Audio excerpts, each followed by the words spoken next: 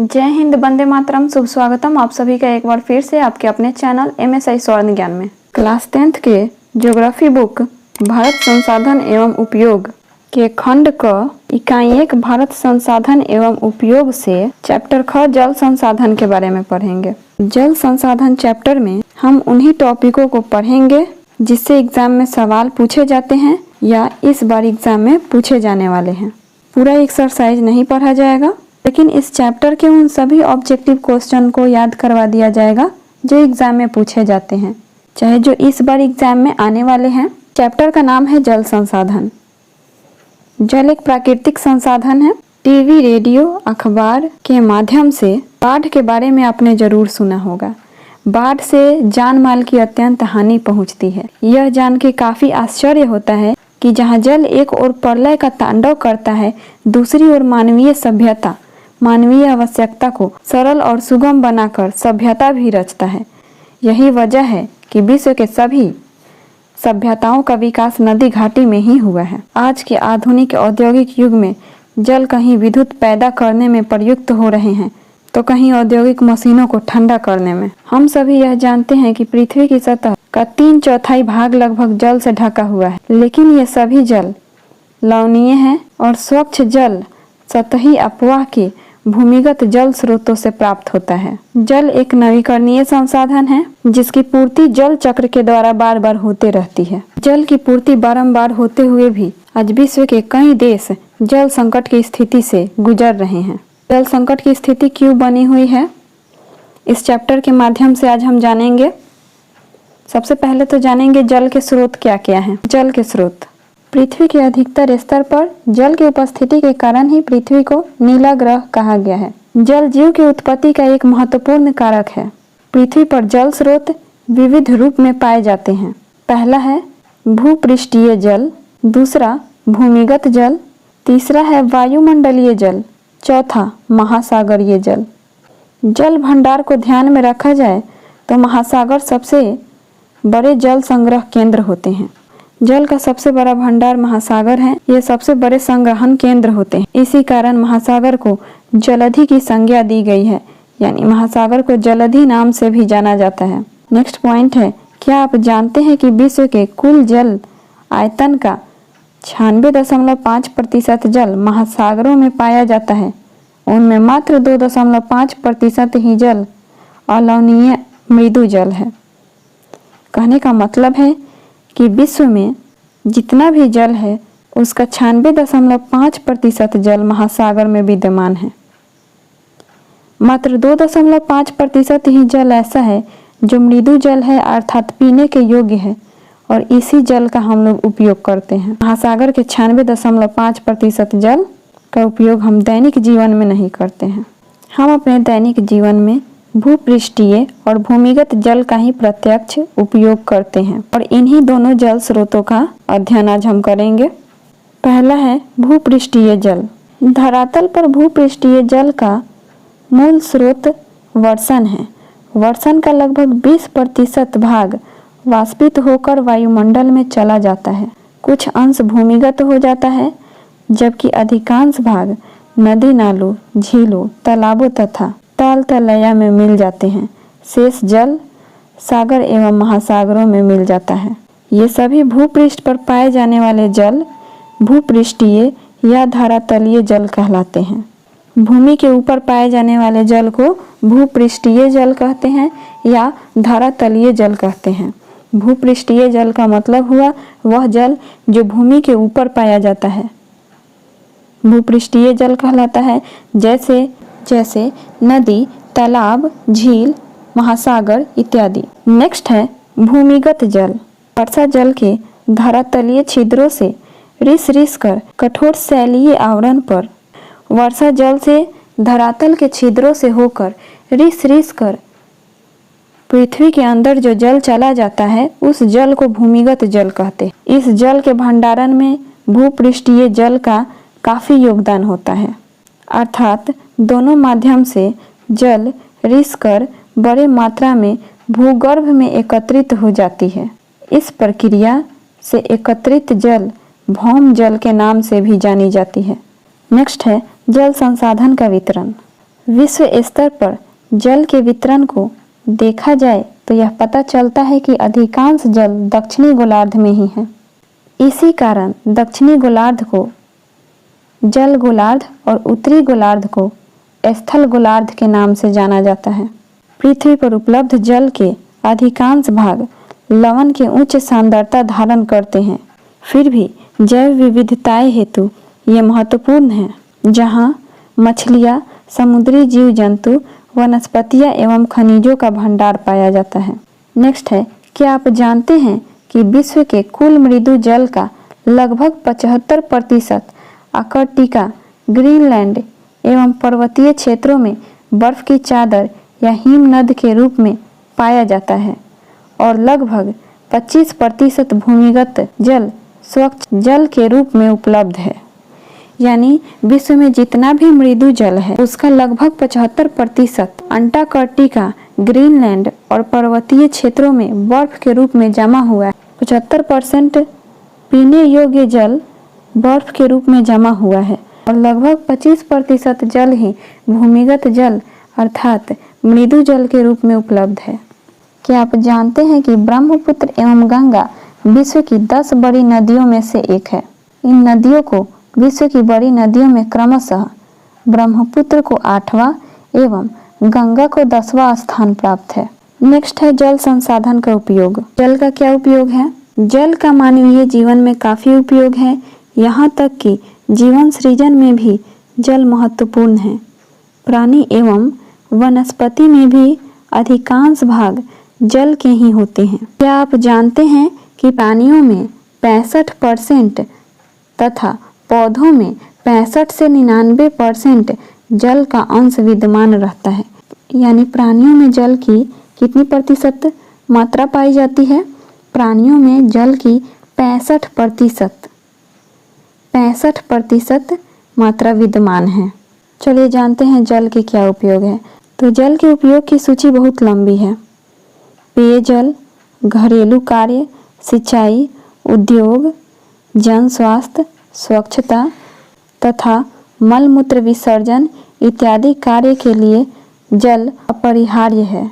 अर्थात इन सभी कार्यों के लिए जल आवश्यक है। जल विद्युत निर्माण तथा परमाणु संयंत्र शीतलन, मत्स्य पालन, जल कृषि, वानिकी, जल क्रीड़ा जैसे कार्य की कल्पना जल के बिना तो की ही नहीं जा सकती। यानी इन सभी कार्यों में भी जल की आवश्यकता होती है। नेक्स्ट है बहुउद्देशीय परियोजनाएं। बहुउद्देशीय परियोजनाएं अर्थात नदियों पर बनाए जाने वाले बांध। आज कई नदियों पर बांध बनाए गए हैं। स्वतंत्रता प्राप्ति के बाद देश को आर्थिक रूप से आत्मनिर्भर बनाने तथा देशवासियों के जीवन स्तर को सुधारने के लिए योजनाएं निर्मित हुई, जिसमें नदी घाटी परियोजनाओं पर विशेष बल दिया गया। क्या आप जानते हैं कि देश को विकास के रास्ते पर ले जाने वाले उक्त परियोजनाओं को प्रथम प्रधानमंत्री पंडित जवाहरलाल नेहरू ने गर्व से आधुनिक भारत का मंदिर कहा था। उक्त परियोजनाओं यानी देश के बांधों को भारत का मंदिर किसने कहा था? देश के बांधों को भारत का मंदिर पंडित जवाहरलाल नेहरू ने कहा।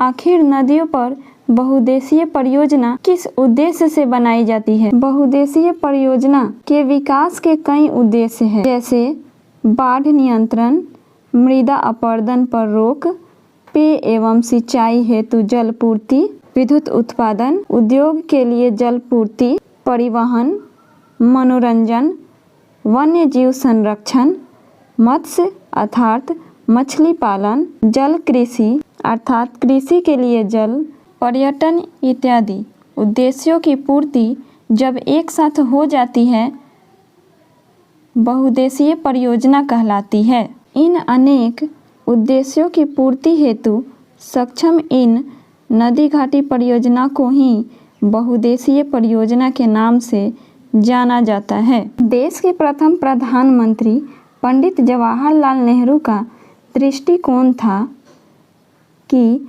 नदी घाटी परियोजनाएं कृषि, औद्योगिकरण, ग्रामीण अर्थव्यवस्था,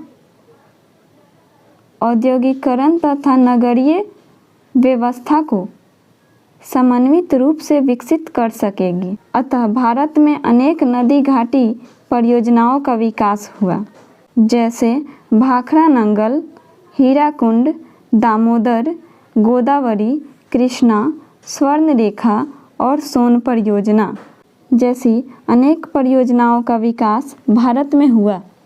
बहुउद्देशीय परियोजना के कुछ हानियां भी हैं। बहुउद्देशीय परियोजना बनने से क्या हानि है? नदियों में बांध लगाने से नदियों का प्राकृतिक प्रवाह अवरुद्ध होता है, जिससे नदी तल पर अवसादीकरण तेज हो जाता है, अर्थात अधिक मात्रा में अवसाद बनने लगता है। इसी तलछट जमाव से जलीय जीव के साथ भोजन एवं प्रजनन तथा स्वच्छंद विचरण की समस्या आती है। यानी इस अवसादीकरण से तलछट पर जमाव बनने के कारण जलीय जीव के साथ भोजन और प्रजनन जैसी समस्या उत्पन्न होने लगती है। साथ ही साथ बाढ़ का खतरा भी बढ़ते जाता है। इतना ही नहीं, बाढ़ग्रस्त मैदान की वनस्पतियां एवं मृदाएं पल्वित होकर अपघटित भी हो जाती है। नेक्स्ट है नर्मदा बचाओ आंदोलन। क्या आप जानते हैं कि नर्मदा बचाओ आंदोलन एक गैर सरकारी संगठन NGO है, जो स्थानीय लोगों, किसानों, पर्यावरणविदों, मानवाधिकार कार्यकर्ताओं को गुजरात के नर्मदा नदी पर सरदार सरोवर बांध के विरोध के लिए प्रेरित करता है। चलिए जानते हैं नर्मदा बचाओ आंदोलन क्या है। नर्मदा बचाओ आंदोलन NBA एक भारतीय सामाजिक आंदोलन है, जो मूल आदिवासियों, किसानों, पर्यावरणविदों और मानवाधिकार कार्यकर्ताओं द्वारा नर्मदा नदी पर बड़ी संख्या में बांधों और परियोजनाओं के निर्माण के खिलाफ शुरू किया गया। यह नदी गुजरात, मध्य प्रदेश और महाराष्ट्र राज्यों से होकर बहती है। नर्मदा नदी पर एक विशाल बांध के निर्माण के विरोध में नर्मदा बचाओ आंदोलन वर्ष 1985 ईस्वी में शुरू हुआ। सबसे शक्तिशाली जन आंदोलन के रूप में उभर कर आया। वह नदी जो मध्य प्रदेश, गुजरात और महाराष्ट्र राज्यों से होकर बहती है। गुजरात में सरदार सरोवर बांध नदी के सबसे बड़े बांधों में से एक है और यह आंदोलन के पहले केंद्र बिंदु में से एक था।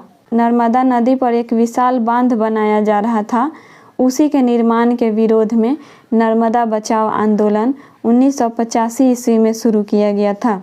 नर्मदा बचाओ आंदोलन द्वारा बांध के विरोध का प्रमुख कारण बांध की ऊंचाई है, जिससे इस क्षेत्र के हजारों हेक्टेयर वन भूमि के जलमग्न होने का खतरा है। जब जब इस बांध की ऊंचाई बढ़ाई गई है, तब हजारों लोगों को इसके आसपास से विस्थापित होना पड़ा है। अर्थात जब भी किसी नदी पर बांध बनाया जाता है, तो वहां आसपास के क्षेत्र में स्थित लोगों को वहां से विस्थापित होना पड़ता है। अर्थात अपनी भूमि, घर और आजीविका को छोड़कर दूसरे जगह जाना पड़ता है और इसके लिए उन्हें पर्याप्त मुआवजा भी नहीं दी जाती है। नर्मदा बचाओ आंदोलन का मुख्य कारण नर्मदा नदी पर सरदार सरोवर बांध बनाने का विरोध है। इस बांध की ऊंचाई बढ़ने से 37,000 हेक्टेयर वन भूमि जलमग्न हो सकता है तथा 1 लाख से अधिक लोगों को विस्थापन की समस्या करनी पड़ सकती है। अर्थात 1 लाख लोगों को अपना घर, भूमि और आजीविका छोड़कर किसी अन्य जगह पर पुनर्वास करना होगा तथा लगभग 450 गांवों का पानी में डूबना और लोगों का रोजगार छीनना इत्यादि है। चलिए जानते हैं बहुउद्देशीय परियोजना के क्या लाभ हैं। बहुउद्देशीय परियोजना के उद्देश्य एवं लाभ निम्न हैं। पहला है, जल भंडारण में सहायता मिलती है। जल के भंडारण में सहायता मिलती है। बाढ़ रोकने में भी सहायता मिलती है। जल विद्युत का उत्पादन होता है।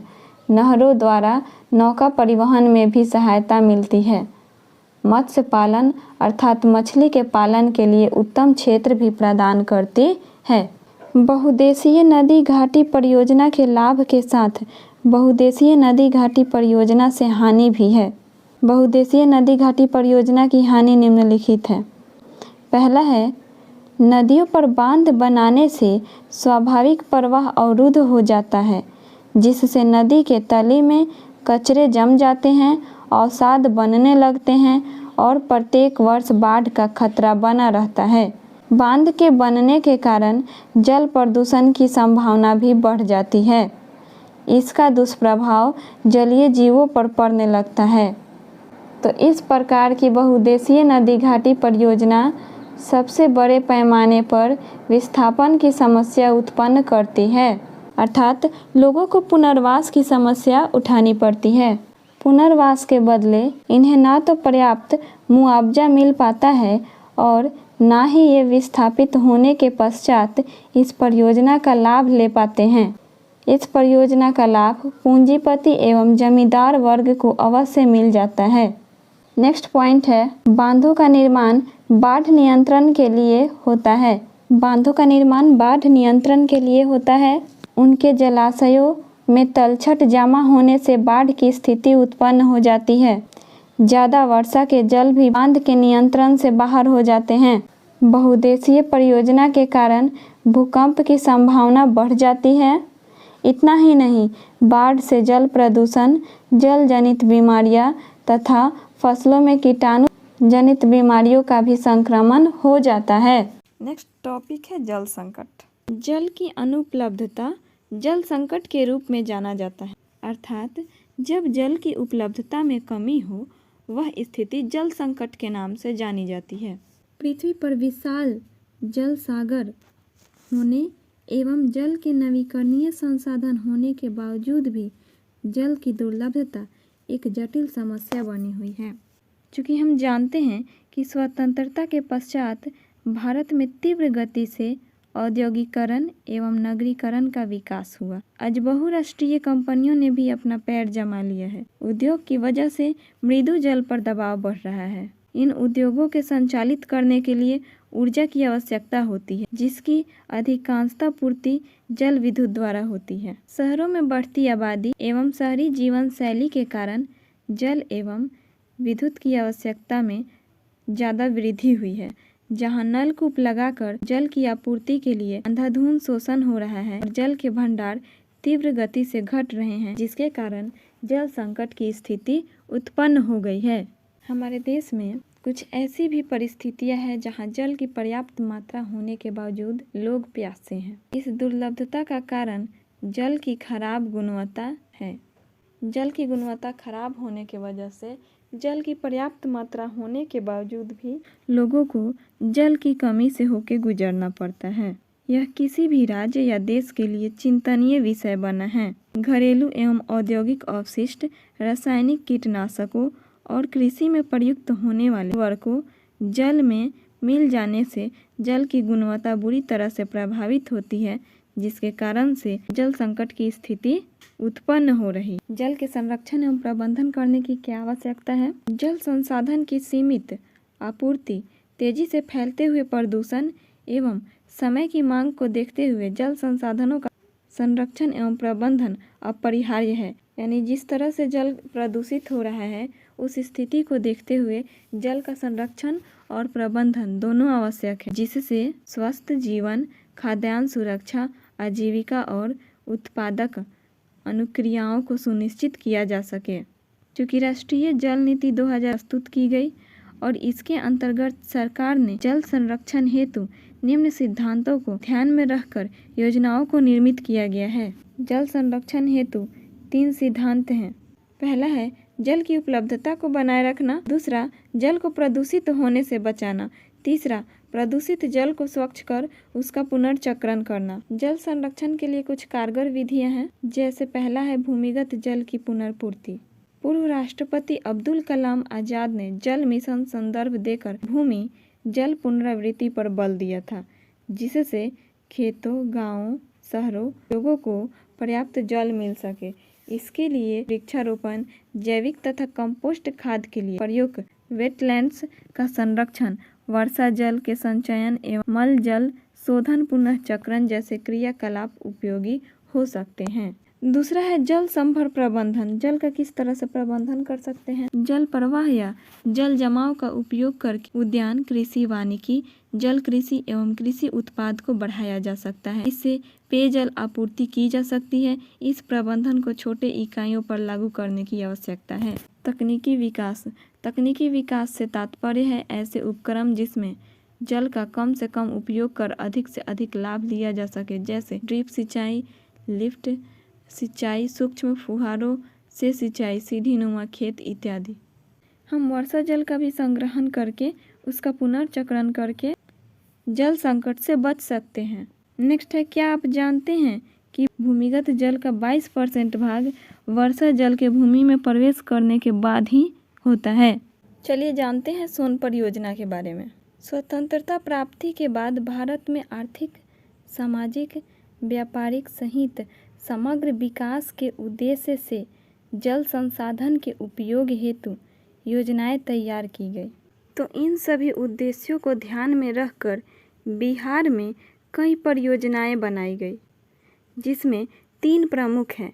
पहला है सोन परियोजना, दूसरा गंडक परियोजना, तीसरा कोसी परियोजना। सोन परियोजना, सोन नदी घाटी परियोजना बिहार की सबसे प्राचीन परियोजना के साथ साथ यहाँ की पहली परियोजना है। सोन नदी घाटी परियोजना बिहार की सबसे प्राचीन परियोजना है और यहाँ की सबसे पहली परियोजना भी है। ब्रिटिश सरकार ने संचित भूमि में वृद्धि कर अधिकाधिक फसल उत्पादन की दृष्टि से इस परियोजना का विकास 1874 ईस्वी में किया था। इसमें डेहरी के समीप पूरब एवं पश्चिम दिशाओं में नहरें निकाली गई है और इसकी कुल लंबाई 130 किलोमीटर है। बिहार के अंतर्गत कई नदी घाटी परियोजनाएं प्रस्तावित है, जिसके विकास की और आवश्यकता है, जिनमें दुर्गावती जलाशय परियोजना, ऊपरी किऊल जलाशय परियोजना, बागमती परियोजना तथा बरनार जलाशय परियोजना इत्यादि है। तो अब है चैप्टर के अभ्यास प्रश्न, जिसमें सबसे पहले है वस्तुनिष्ठ प्रश्न। पहला सवाल है, बृहद क्षेत्र में जल की उपस्थिति के कारण, बृहद क्षेत्र में जल की उपस्थिति के कारण पृथ्वी को कहते हैं। बृहद क्षेत्र में जल की उपस्थिति के कारण ही पृथ्वी को कहते हैं। ऑप्शन है उजला ग्रह, नीला ग्रह, लाल ग्रह, हरा ग्रह। इसका सही जवाब है नीला ग्रह। नेक्स्ट है क्वेश्चन नंबर 2, कुल जल का कितना प्रतिशत भाग महासागरों में निहित है? कुल जल का कितना प्रतिशत भाग महासागरों में निहित है? ऑप्शन है 9.5%, 95.5%, 96% या 96.6%। तो इसका सही जवाब है 96.6%। नेक्स्ट है क्वेश्चन नंबर 3, देश के बांधों को किसने भारत का मंदिर कहा था? देश के बांधों को किसने भारत का मंदिर कहा था? ऑप्शन है महात्मा गांधी, डॉक्टर राजेंद्र प्रसाद, पंडित नेहरू या स्वामी विवेकानंद। तो इसका सही जवाब है ग, पंडित नेहरू।